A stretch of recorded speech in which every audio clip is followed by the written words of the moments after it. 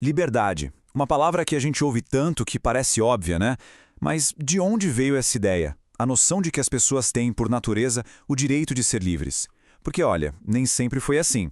Vamos mergulhar na origem dessa ideia tão poderosa que nasceu lá no coração de um movimento chamado Iluminismo. Olha só para essa imagem. A gente vê a Torre Eiffel, toda iluminada com as cores da França e aquelas três palavras que todo mundo conhece: liberdade, igualdade e fraternidade. Elas são muito mais que um lema, né? São a base de muitas democracias hoje em dia.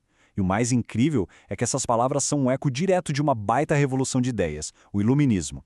A grande questão é como é que elas saíram dos livros dos filósofos para mudar o mundo de verdade. E isso tudo leva a gente para uma pergunta bem direta, para uma pequena reflexão mesmo. Alguém aí se considera uma pessoa livre? Parece uma pergunta simples, mas a resposta para ela foi construída e muito ao longo dos séculos. E para entender o porquê, a gente vai precisar fazer uma pequena viagem no tempo. Então vamos lá.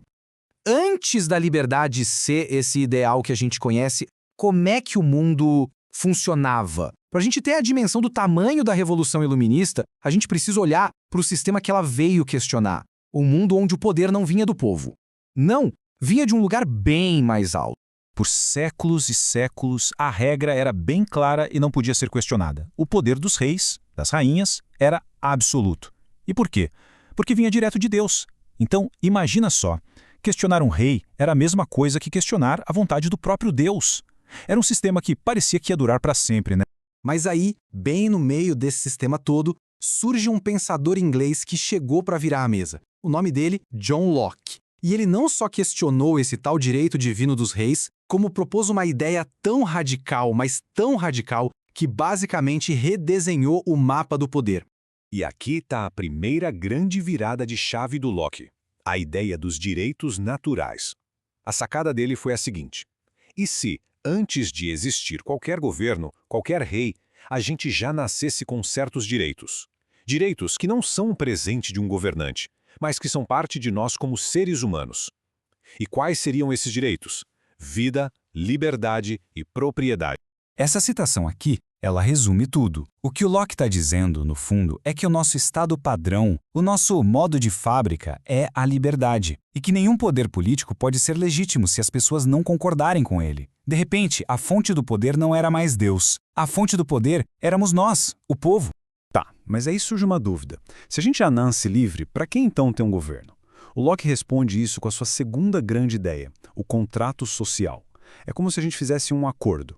A gente concorda em se unir em sociedade e criar um governo, mas com um propósito bem específico: proteger os nossos direitos naturais, proteger nossa vida, nossa liberdade e nossa propriedade. Ou seja, o governo se torna um funcionário do povo, e não o contrário. Ok, vamos ver se essa ideia central ficou clara. Um pequeno desafio aqui para a gente pensar. Quando Locke fala sobre viver sem subordinação, sem sujeição, a qual desses princípios ele está se referindo? Seria humanidade, divindade, diversidade ou liberdade?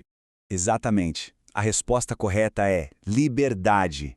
E aqui está o pulo do gato. Para o Locke, a liberdade não é algo que o governo dá, é algo que já é nosso, por direito. O trabalho do governo é só proteger essa liberdade. Isso tudo soa muito bem na teoria, certo? Só que leva a gente para uma pergunta bem mais complicada. Se todo mundo é livre, isso quer dizer que cada um pode fazer o que bem entender o tempo todo? A resposta tanto dos filósofos da época quanto da nossa sociedade hoje é um sonoro não. Vamos pegar um direito fundamental que a gente herdou dessa época, a liberdade de expressão. É um pilar de qualquer democracia, sem dúvida. Mas, mesmo esse direito que é tão essencial, tem limites. Sabe por quê? Porque a liberdade de um indivíduo precisa ser equilibrada com a segurança e com os direitos de todo o resto da sociedade. E olha, essa citação clássica aqui ilustra isso perfeitamente. A liberdade de expressão de uma pessoa termina exatamente onde começa o risco de causar um dano direto a outras. Gritar fogo num teatro lotado sem ter fogo nenhum não é exercer a liberdade, né?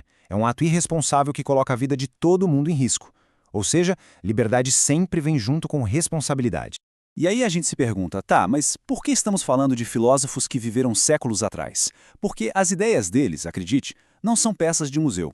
Elas são, na verdade, a planta baixa, a arquitetura do mundo em que a gente vive hoje. Quando a gente olha para essa lista, a gente consegue ver a nossa herança iluminista bem ali, escancarada. A ideia de que o poder vem do povo veio de lá. Que a gente tem direitos que ninguém pode tirar, também. Que o governo existe para nos proteger e não o contrário? Outra herança. E que a liberdade individual é a base de tudo? Tudo isso vem direto daquele período.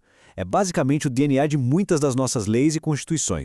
E talvez o ponto mais importante de todos seja este aqui. Os direitos que hoje parecem tão óbvios pra gente não caíram do céu. Eles não eram um destino certo. Foram ideias super revolucionárias que primeiro tiveram que ser imaginadas, depois debatidas e, em muitos casos, defendidas com muita luta para se tornarem realidade. E isso nos traz de volta para o agora, com a última provocação para a gente levar para casa. Aquela conversa que John Locke começou há 300 anos, ela não acabou. O que significa ser livre hoje, na era digital, num mundo totalmente conectado? A definição de liberdade continua evoluindo, e a tarefa de continuar essa conversa, bem, essa tarefa é nossa.